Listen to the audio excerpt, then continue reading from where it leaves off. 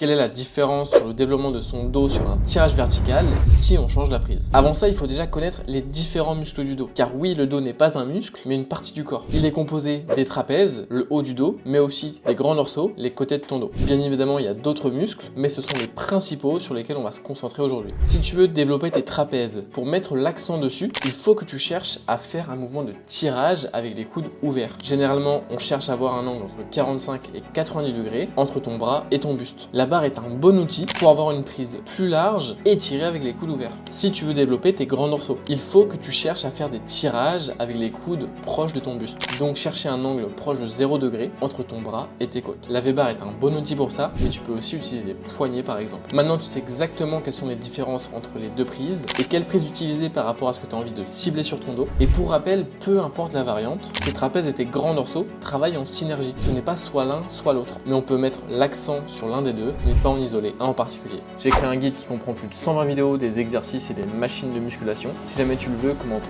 guide sous cette vidéo et je te l'envoie.